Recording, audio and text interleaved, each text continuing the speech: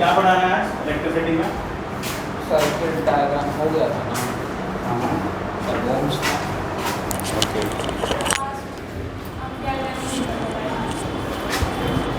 Galvanometer बता दिए थे नहीं? देखिए सर कितना अच्छा ड्रॉ किया है। अच्छा ह्यूमन आई, अरे वाह बहुत बढ़िया। फुल मार्क्स मिलेगा ना? हाँ एग्जाम में फुल मार्क्स मिलेगा ना? एकदम एकदम। ऑप्टिक नर्व थोड़ा सही से बनाओ, वैसे सही है। ये क्या सिलेबस से हट गया? तो एग्ज़ाम में नहीं आएगा, इस टर्म में नहीं आएगा, एग्ज़ाम में नहीं आएगा।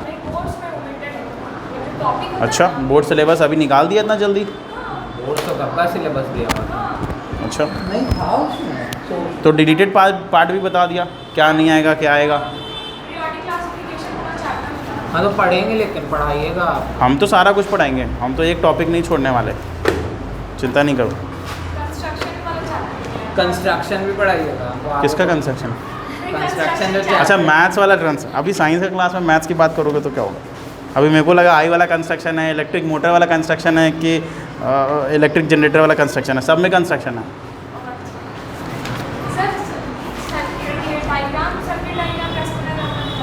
सर्किट डायग्राम का होमवर्क दिए थे ना एक बनाने के लिए, नहीं बना? सर्किट डायग्राम नहीं बना? सर ये कैसे यूज़ करते हैं वेरिएबल रेजिस्टेंस को? तो बस उसमें कुछ करना ही नहीं है। हाँ उसमें तो उस देखो वेरिएबल रेजिस्टेंस में ना कुछ करना ही नहीं है।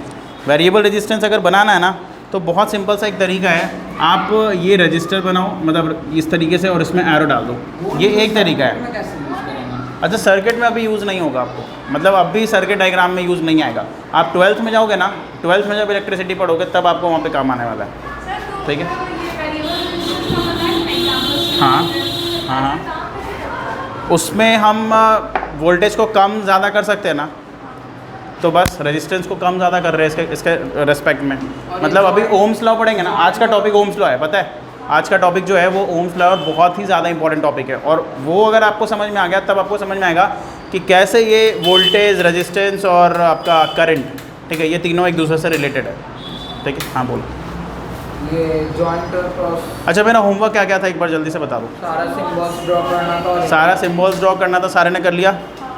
ठीक है। सर्किट। और देखो सागर, अगर जो भी क्लास छूट रहा है आपको भी पता रिकॉर्डेड है, ठीक है, तो आप क्या करोगे उसको एक बार यूट्यूब पे देखोगे और जो होमवर्क उधर मिल रहा है वही होमवर्क मेरे को अगले क्लास में कॉपी में चाहिए। हाँ बोलो। हाँ एक सर्किट डायग्राम सारा, वो सर्किट डायग्राम और सिम्बल्स, और कुछ था? बस तुम बनाई? ठीक है गुड। प्रॉब्लम किस में हुआ? मेरे को लगता है सिम्बल्स में कोई प्रॉब्लम नहीं हुआ होगा। पता चल रहा है कि सारे में सेल क्या है, बैटरी क्या है, रेजिस्टेंस क्या है, बल्ब किसे कहते हैं, स्विच किसे कहते हैं, ये सब है।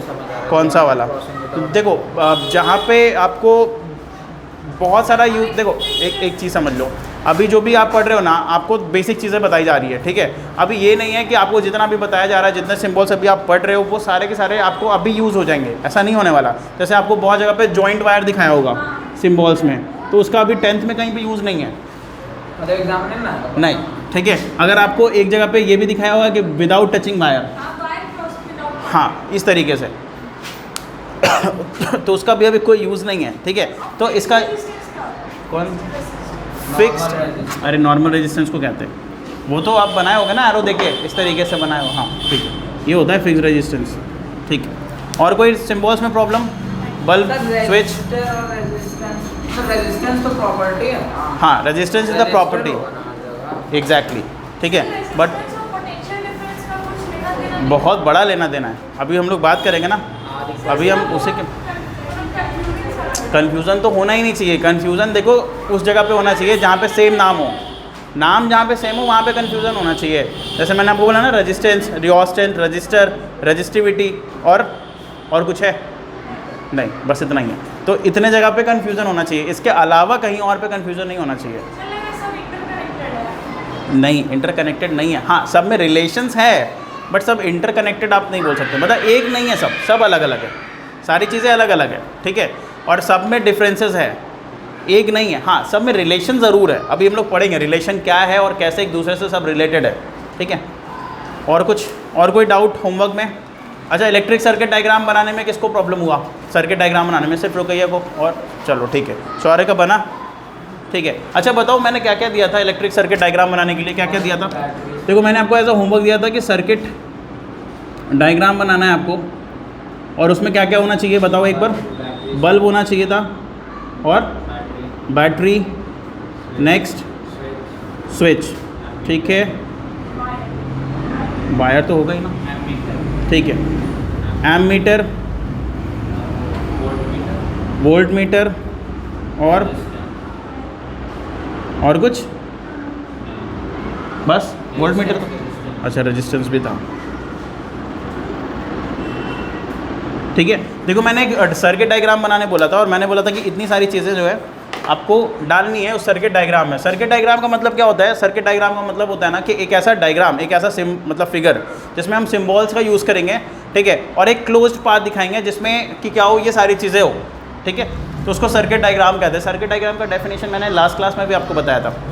अभी क्या करते हैं, चलो बनाते हैं, ठीक है। अब देखो एक एक करके मैं बता दूँ सारे का सिम्बॉल्स किस तरीके से होता है, फिर हम लोग उसको ज्वाइन कर लेंगे। बस कुछ करना नहीं है, ज्वाइन कर लेना सबको साथ में, ठीक है। बल्ब का सिंबल क्या है? देखो बल्ब का दो सिंबल आप देखे होगे, एक तो ये देखे होगे, ठीक है, एक सिंबल आप ये भी देखे होगे, इस तरीके से होगा, और ये ऐसे गोल होगा, ठीक है। उसके बाद बैटरी देखो सेल, एक सेल बोलते हैं, ठीक है, एक पॉजिटिव एक निगेटिव को हम सेल बोलते हैं, लेकिन अगर कॉम्बिनेशन आ जाए, combination of cell is called battery, ठीक है। सेल्स को ज्वाइन किया जाता है कि नहीं? हाँ सेल को ज्वाइन करेंगे। देखो मैं बना के दिखा रहा हूँ, ठीक है। देखो आप अगर इधर पॉजिटिव रख रहे हो तो ये निगेटिव है, तो ये निगेटिव वाला जो है ना ये पॉजिटिव वाले से कनेक्ट होगा, ठीक है। उसके बाद क्या होगा, फिर निगेटिव, फिर ये पॉजिटिव वाले से कनेक्ट, एंड लास्ट में निगेटिव।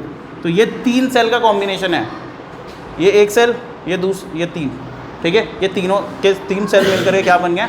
बैटरी बन गया, ठीक है। स्विच की बात करते हैं। देखो स्विच 2 तरीके से बनता है, स्विच भी 2 तरीके से बनता है, और 2 तरह का स्विच होता है, एक ऑन स्विच और एक ऑफ स्विच, ठीक है। ऑन स्विच कैसे बनाओगे आप? ऑन स्विच की बात कर रहे हैं। देखो ऑन स्विच में कुछ नहीं करना है, आप 2 तरीके से बना सकते हो। एक तो आप इस तरीके से कर लो, और दूसरा, एक सेकंड, आप ये कर सकते हो, ठीक है, ये है, और इसको आप इस तरीके से कर लो, ये आप टच करा देना, ये हो गया ऑन स्विच, ठीक है। अगर आपको ऑफ बनाना है इसी में तो आप अलग अलग रखो, ये हो गया ऑफ स्विच, ठीक है। ये एक तरीका है। दूसरा तरीका क्या है? ऑन ऑफ करने का, ठीक है। ये ऑन हो गया, ये ऑफ वाला है, ठीक है। दूसरा है ब्रैकेट वाला, ठीक है। ये अगर आपने ब्रैकेट में एक पॉइंट दे दिया तो ये ऑन स्विच हो गया। अगर आपको इसी को ऑफ बनाना है तो आप पॉइंट ना दो, ठीक है, क्लियर है। उसके बाद वो एम मीटर। देखो एम मीटर में कुछ नहीं करना, एक सर्कल बनाओ, उसमें ए लिख दो, इधर पॉजिटिव इधर नेगेटिव, बात खत्म, बन गया एम मीटर। वोल्ट मीटर तो और भी सिंपल है, क्या करेंगे, वी लिख देंगे, पॉजिटिव नेगेटिव, बात खत्म, ठीक है। और रेजिस्टेंस तो आपको पता ही है। एम मीटर एक ऐसा इंस्ट्रूमेंट है, ठीक है, जिसके थ्रू हम इलेक्ट्रिक करंट को मेज़र करते हैं कि भैया कंडक्टर में कितना इलेक्ट्रिक करंट फ्लो हो रहा है। वो कैसे मेज़र होगा? एम मीटर के थ्रू, ठीक है। चलो बढ़िया। तो ये सारी चीज़ें हैं, और इन सबको हमें एक डायग्राम में एक साथ कनेक्ट कर देना। तो बस सिंपल सा देखो क्या कर सकते हैं, आप इसको ऐसे बना लो। आप बोल रहे हो सर पहले बल्ब होना चाहिए, फिर रेजिस्टेंस भी होना चाहिए, एक वोल्ट मीटर होना चाहिए। अच्छा मैंने आपको बताया था ना कि वोल्ट मीटर को हमेशा पैरेलल में कनेक्ट करते हैं, ठीक है, और एम मीटर को सीरीज़ में, ठीक है। तो देखो एम मीटर आप जहाँ चाहो वहाँ लगा सकते हो, कोई दिक्कत नहीं है, ठीक है। ये हो गया पॉजिटिव, एक सेकेंड, ये नेगेटिव, ये पॉजिटिव, एंड देन ये इस तरीके से, एंड देन क्लोज स्विच आप बना लो, और ये हमारा डायग्राम कंप्लीट। हाँ आप बोलो।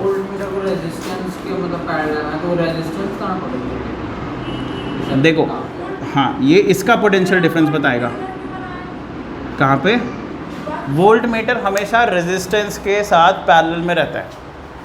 ये मैंने बताया था जब मैं वोल्ट मीटर पढ़ा रहा था, तो मैंने आपको बताया था कि रेजिस्टेंस के साथ हमेशा पैरेलल में कौन होगा?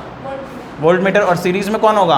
M metre. सीरीज़ का मतलब है जिस बगल में, अगल बगल, ठीक है। जैसे होता है ना अगल बगल घर होते हैं, तो वो सारे सीरीज़ हैं। और आप अगर अपना घर को आप first floor, second floor, third floor करके बना रहे हो तो वो पैरेलल। रेजिस्टेंस का पोटेंशियल डिफरेंस में और सर्किट का पोटेंशियल, मतलब वो बैटरी का पोटेंशियल डिफरेंस में डिफरेंस होगा। देखो हमें ना पोटेंशियल डिफरेंस अगर निकालना है तो हम हमेशा 2 टर्मिनल के बीच निकालते हैं, ठीक है। तो एक यहाँ से स्टार्ट हो रहा है, यहाँ पे एंड हो रहा है, तो हमें इसका पोटेंशियल डिफरेंस इसमें मिल रहा है। क्यों नहीं होगा? रेजिस्टेंस का ही पोटेंशियल, इस पूरे सर्किट का पोटेंशियल डिफरेंस तो यहाँ है बैटरी में। ठीक है, हमको इसका पोटेंशियल डिफरेंस चाहिए, हमें इस रेजिस्टेंस का पोटेंशियल डिफरेंस निकालना है, तो हम यहाँ लगाएंगे। क्यों नहीं होगा? एक टर्मिनल और दूसरे टर्मिनल में डिफरेंस नहीं होगा। वो नहीं बोल रहे तो मतलब रेजिस्टेंस का पोटेंशियल डिफरेंस और बैटरी का पोटेंशियल डिफरेंस अलग अलग होगा। रेजिस्टेंस का देखो, बैटरी का पोटेंशियल डिफरेंस ये हो गया, ठीक है। रजिस्टर है, अरे ये रजिस्टर है, देखो बोलते हैं,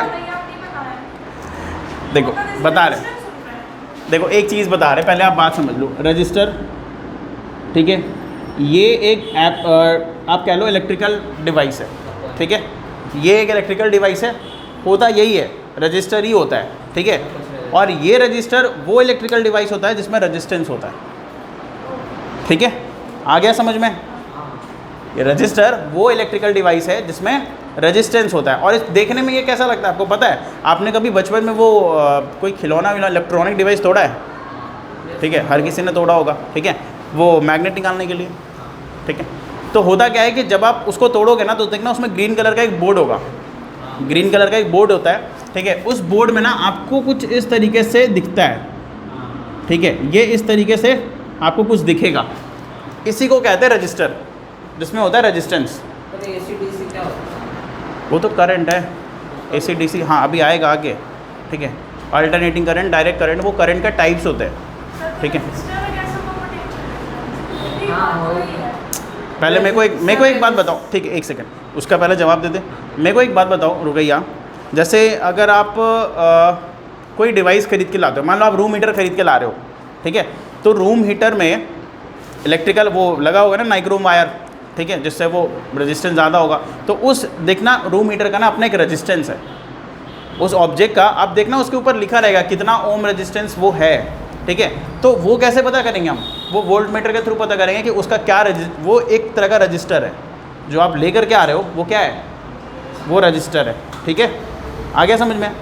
एक और वोल्ट मीटर लगता है जो मेन मीटर के पास लगता है, उससे पता चलता है कि घर में कितना वोल्टेज आ रहा है। आप स्टेबलाइज़र कह लो उसको, होता है ना, बहुत सारे घर में स्टेबलाइज़र लगा होता है स्टार्टिंग में, ठीक है। उससे क्या होता है? उससे घर में कितना करंट आ रहा है, मान लो किसी के आप या किसी के जगह, किसी पर्टिकुलर जगह पे ना वोल्टेज हमेशा कम रहता है, देखते हो लोग स्टेबलाइज़र लगाते हैं ना, तो देखते हैं कि जैसे ही वोल्टेज कम है, वो वोल्ट मीटर रहता है ना स्टेबलाइज़र का जो मॉनिटर रहता है, उसमें हमेशा देखना बताएगा इनपुट आउटपुट।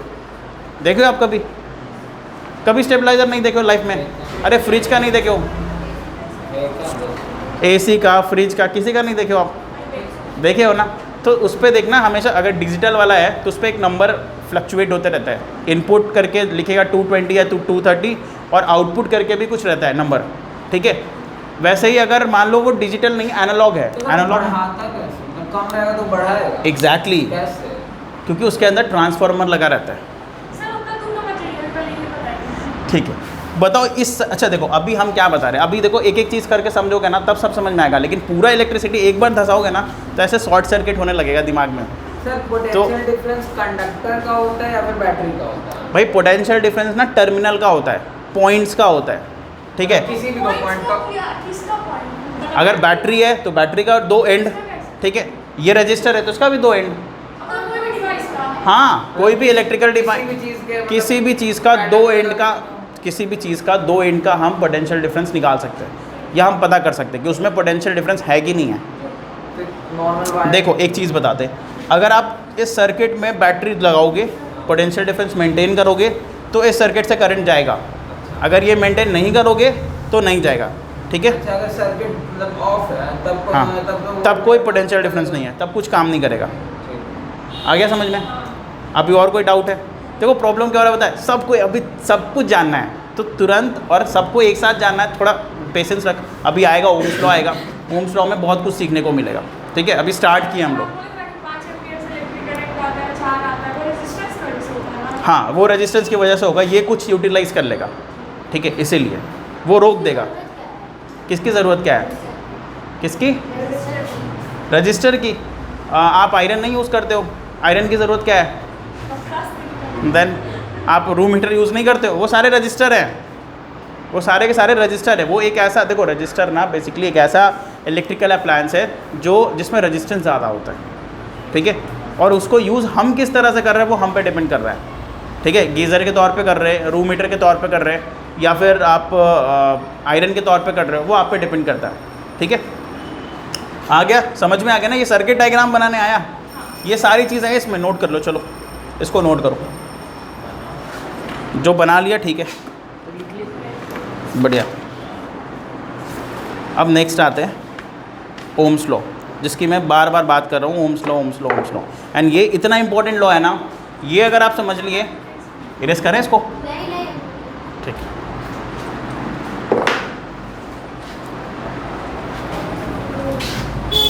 देखो इलेक्ट्रिसिटी में ना कंफ्यूजन नहीं होना चाहिए, ठीक है? एक एक टर्म समझो। फोटो वीडियो ही बन रहा है, वहीं से देख लेना, ठीक। अब से क्या करेंगे ना, ऐसे वो लगवा देंगे, ठीक है? यहाँ पे वो डिजिटल बोर्ड, और ऐसे स्लाइड करेंगे, सबके मोबाइल में आ जाएगा। अभी वो टेक्नोलॉजी नहीं आया ना, नहीं ऐसे स्लाइड करके भेजने वाला थोड़ी आया, वो मोबाइल टू मोबाइल आया है। चलो हो गया, अभी सिद्रा लिख ली, ठीक है।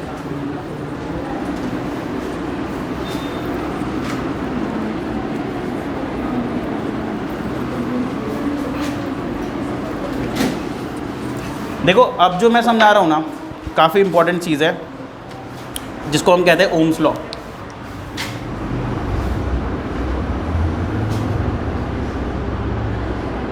ओम्स लॉ, ठीक है?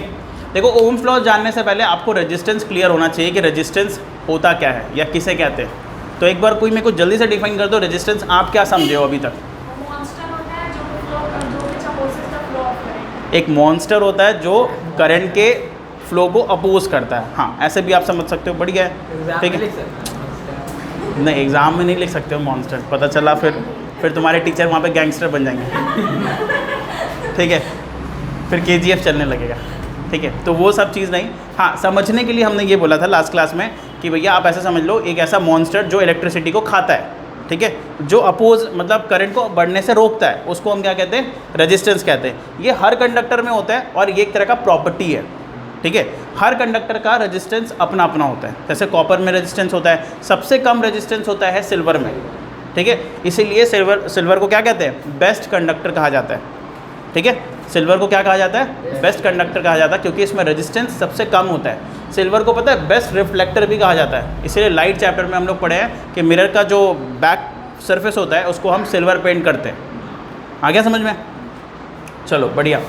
तो ये सारी चीज़ें हो गई। तो रेजिस्टेंस आपको समझ में आ गया, एक तरह का प्रॉपर्टी है जो हर कंडक्टर में होता है, किसी में ज़्यादा किसी में कम, है ना?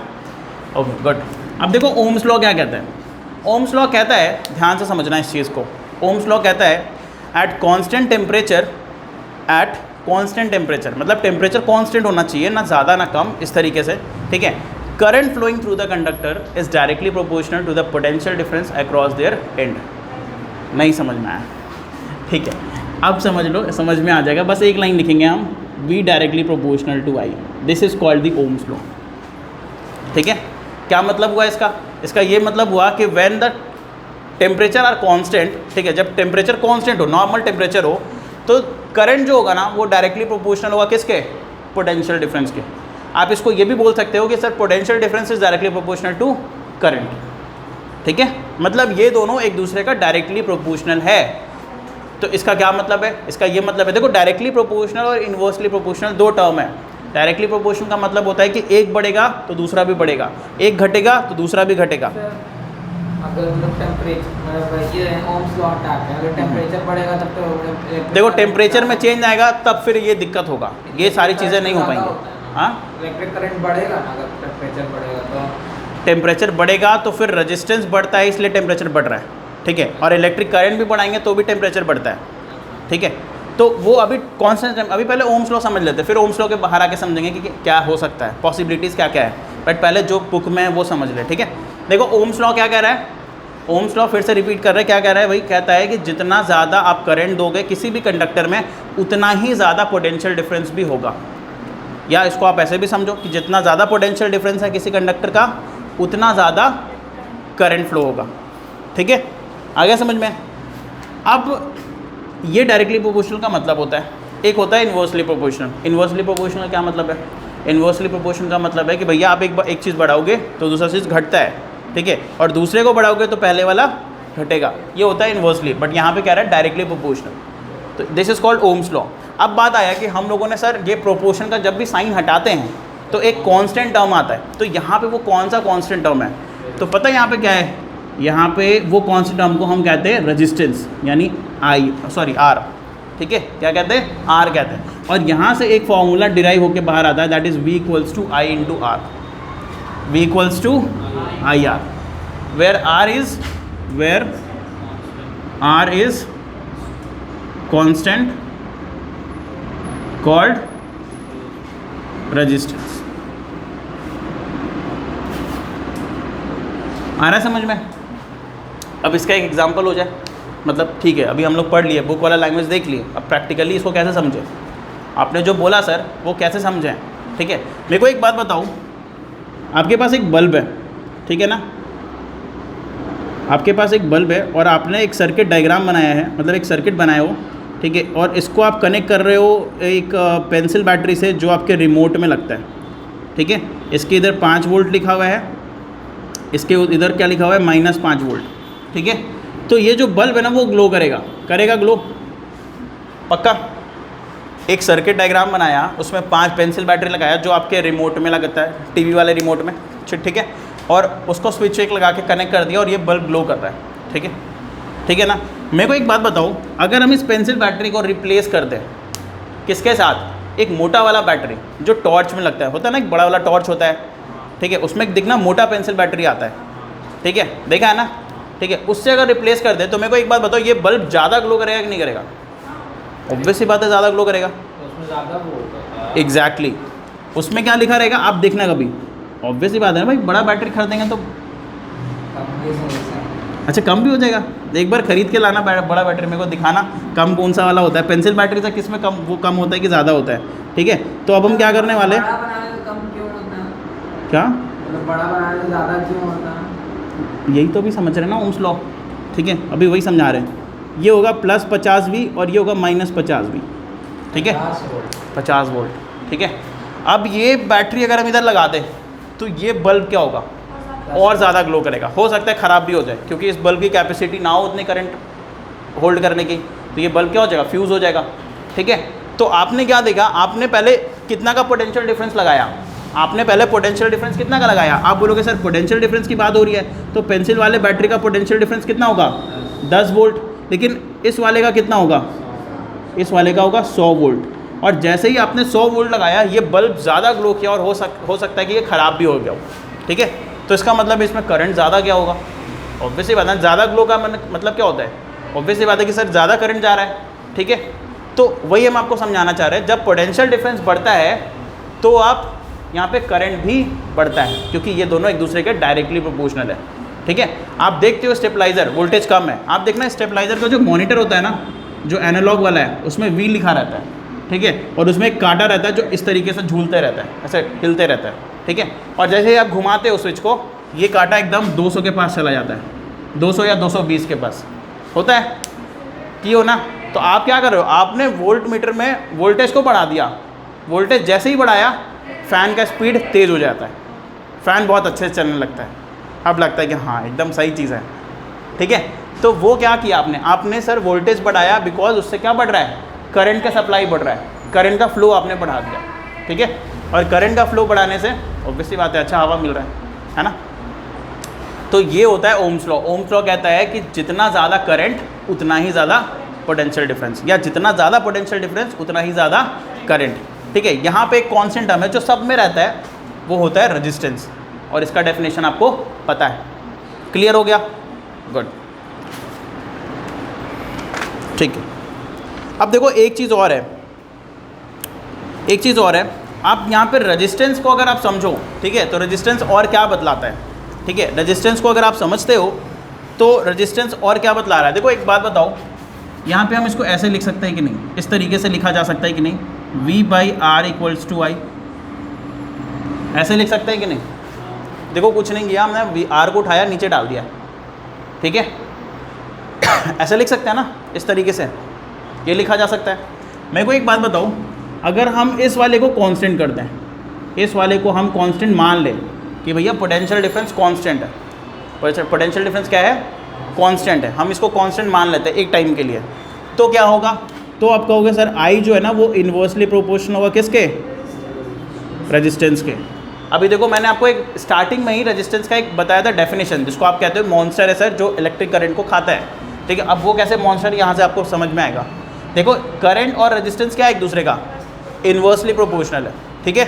अब मेरे को एक बात बताओ, अगर हम रेजिस्टेंस को डबल कर दें तो करंट क्या हो जाएगा, कितना कम होगा, हाफ हो जाएगा ना। 4 गुना कैसे होगा, स्क्वायर थोड़ी है यहाँ पे, हाफ हो जाएगा ना। अगर ये आर है इसको हम 2R बना दें तो रेजिस्टेंस क्या, करंट क्या हो जाएगा, हाफ हो जाएगा, 1/2R हो जाएगा। तो 1/2 मतलब क्या, हाफ, ठीक है। लेकिन रेजिस्टेंस को हाफ कर दे तो क्या होगा, करंट डबल हो जाएगा, ठीक है। तो ये फ़र्क है, ठीक है। ये फ़र्क मतलब मैं आपको ये समझा रहा हूँ कि करंट और रेजिस्टेंस में इन्वर्सली प्रोपोर्शनल वाला रिलेशन है। इसीलिए हम बार बार कहते हैं कि भैया रेजिस्टेंस जो है उसको कम रहना चाहिए ताकि करंट क्या हो, अच्छा फ्लो हो, ठीक है। बट हर जगह कम रेजिस्टेंस अच्छा नहीं है, मतलब ठीक है ये करंट को यूज़ कर ले रहा है या यूटिलाइज़ कर ले रहा है या बर्बाद कर रहा है, बट इसका मतलब ये नहीं कि जिसमें रेजिस्टेंस ज़्यादा वो बेकार चीज़ें होती हैं, नहीं, ठीक है। रूम हीटर हमारे लिए इंपॉर्टेंट है, गीज़र हमारे लिए इंपॉर्टेंट है, आयरन हमारे लिए इंपॉर्टेंट है, वो सारे अप्लायंसेस में रेजिस्टेंस ज़्यादा होता है, उसमें ऐसा कंडक्टर लगा होता है, उसमें ऐसा एलॉय का बना हुआ कंडक्टर लगा होता है जिसका रेजिस्टेंस सबसे ज़्यादा होता है। और ज़्यादा रेजिस्टेंस से क्या होता है, करंट को वो यूटिलाइज़ करता है, एक जगह होल्ड करके रखता है, ठीक है। क्योंकि और वो क्या करता है, उसका रेजिस्टेंस हाई होने की वजह से क्या होता है, वो इलेक्ट्रिक करंट को कन्वर्ट कर देता है किस में, हीट एनर्जी में, ठीक है। और वहाँ से हमें हीट एनर्जी मिलता है और वो भी इंपॉर्टेंट है। आए समझ में, मतलब कुछ भी बेकार नहीं है। ये मत सोच लेना कि सर रेजिस्टेंस एकदम निहत्ते बेकार चीज़ है, इसको होना ही नहीं चाहिए था दुनिया में, लेकिन ऐसा नहीं है, ठीक है। इसको चाहिए, ये बहुत इंपॉर्टेंट फैक्टर है, ये नहीं होगा तो बहुत प्रॉब्लम होगा, ठीक है। गुड, चलो अभी नेक्स्ट। अच्छा, अब जो नेक्स्ट इसमें है रेजिस्टेंस किन किन चीज़ों पे डिपेंड करता है। जैसे ऑब्वियसली बात है ना, अभी मैंने आपको क्या बताया, अभी मैंने आपको रेजिस्टेंस बताया, ठीक है। अब हम पढ़ेंगे कि भैया what are the factors on which resistance depends. Resistance हमें कम ज़्यादा करना है तो हमें पता होना चाहिए ना कि सर कैसे उसको कम कर सकते हैं, ज़्यादा कर सकते हैं, ठीक है। आ रहा है समझ में। तो रेजिस्टेंस जो है ना वो 3 चीज़ों पे, 3 नहीं आप कह लो 4 चीज़ों पे डिपेंड करता है, ठीक है। पहला आपका हो गया लेंथ ऑफ द कंडक्टर, दूसरा हो गया थिकनेस, तीसरा हो गया आपका नेचर ऑफ मटेरियल और चौथा हो गया टेम्परेचर, ठीक है। मैं आपको लिख दे रहा हूँ, ठीक है, कौन कौन चीज़ों पे ये डिपेंड करता है। तो ये सारी, ये रेजिस्टेंस ना 4 चीज़ों पे डिपेंड करता है। पहला है length of the conductor, length of conductor. मैं आपको बताऊंगा कि कैसे इन चारों चीज़ों पे ना डिपेंड करता है, ठीक है। अभी हम लोग पढ़ के आ रहे हैं भैया factors on which resistance depends, ठीक है। पहला हो गया लेंथ ऑफ द कंडक्टर, दूसरा हो गया थिकनेस, ठीक है, थिकनेस ऑफ व्हाट, कंडक्टर, ठीक है। तीसरा लिखो आप nature of material, nature of material, and चौथा होगा आपका टेम्परेचर, ठीक है। अब मैं आपको बताऊंगा कि आप कैसे रेजिस्टेंस को कम या ज़्यादा कर सकते हो। आप चाहो तो आप अपने हिसाब से रेजिस्टेंस को बढ़ा घटा सकते हो, ठीक है। चलो अभी ये बताओ, ओम्स लॉ समझ में आ गया ना। अभी मैंने कुछ लिखवाया नहीं है, सिर्फ समझा रहे हैं, ठीक है। इरेज करें इसको, गुड। अभी देखो रेजिस्टेंस समझो, बहुत इंपॉर्टेंट चीज़ है।